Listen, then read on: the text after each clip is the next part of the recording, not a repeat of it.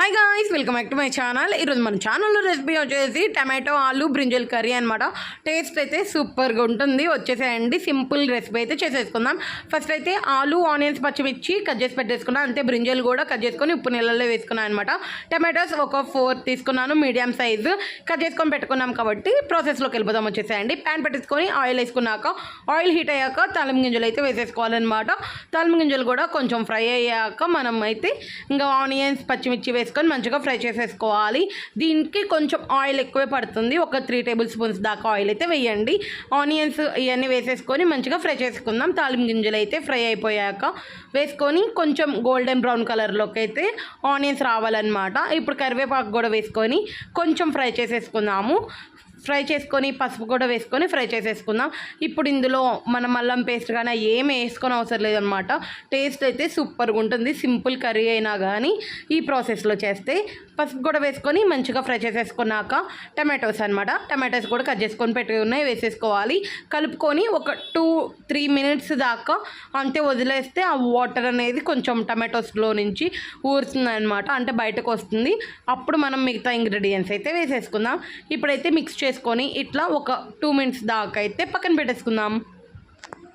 2 minutes తర్వాత కొంచెం water అయితే వచ్చాయన్నమాట. టమాటోస్లో నుంచి కొంచెం టమాటో స్కిన్ వదులుతుంది అనగా ఆలు వేసుకుందాం. కొంచెం ఆలు అయితే టైం టేకింగ్ కదా మనకి కుక్ అవ్వడానికి, అందుకని ఆలు వేసుకొని మంచిగా మిక్స్ చేసుకొని ఇది కూడా ఒక 2-3 మినిట్స్ అయితే అంతే వదిలేసి మూత పెట్టుకొని కుక్ చేసేసుకుందాం అనమాట.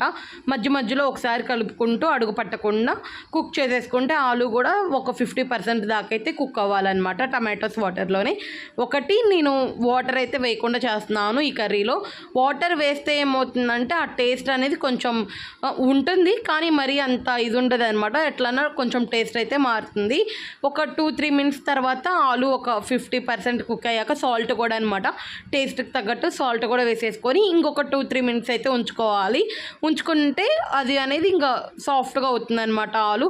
ఇప్పుడు వంకాయలు అనమాట, కట్ చేసుకున్న వంకాయలు కూడా వేసేసుకుందాం. ఎందుకంటే వంకాయలు తొందరగా ఉడికిపోతాయి, అందుకనే లాస్ట్లో వేసుకోవాలి. ఆలు మొత్తం ఉడికాక అప్పుడు వంకాయలు వేసుకోవాలన్నమాట.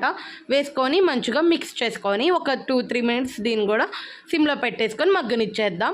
మధ్యలో ఇట్లా కలుపుకుంటూ మగ్గించుకోవాలన్నమాట. మ్యాక్సిమం నాకు ఒక 5 మినిట్స్ పట్టింది. ఎందుకంటే నేను తీసుకున్న వంకాయలు కొంచెం కండగల్ల వంకాయలు. మీరు కనుక లేతై తీసుకుంటే తొందరగా కుక్ అయిపోతుంది అనమాట. దాన్ని బట్టి చూసేసుకోండి. చూసారు కదా, నాకైతే ఒక 4 మినిట్స్కి అయితే ఇట్లా కుక్ అయిందనమాట. ఆల్రెడీ సాల్ట్ వేసేసాం కాబట్టి ఇప్పుడు వచ్చేసి కారం వేద్దాము. ఆలు చూపిస్తున్నాను చూడండి, కుక్ అయిందనమాట పర్ఫెక్ట్గా. అసలు చుక్క నీళ్ళు కూడా పోయిన అవసరం లేదు. మా అత్తయ్య చేస్తారనమాట ఈ స్టైల్లో కర్రీ. అసలు వాటర్ వేయకుండా మంచిగా సిమ్లో పెట్టి చేస్తారు.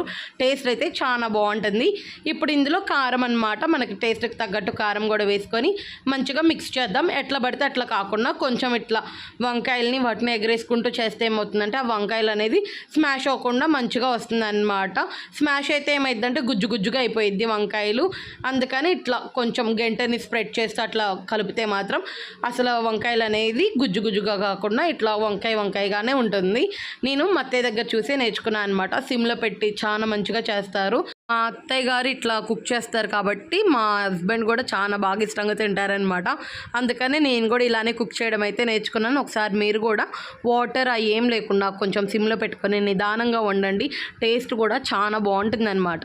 ఇంకా లాస్ట్ అండ్ ఫైనల్ కొత్తిమీర వేసుకొని దింపేసుకోవడమే అనమాట. అంతా కుక్ అయ్యాక ధనియాల పొడి కానీ అల్లం పేస్ట్ కానీ ఏమీ అవసరం లేదు. Simple process. టేస్ట్ కూడా చాలా బాగుంటుంది. మీకు నచ్చింది అనుకుంటున్నాను. నచ్చితే కంపల్సరీగా కమెంట్ చేసేసేయండి. అంతే లైక్ చేయండి. ఫస్ట్ టైం చూస్తున్నట్టయితే సబ్స్క్రైబ్ చేసుకోండి. తెనాలి పిల్ల ఛానల్.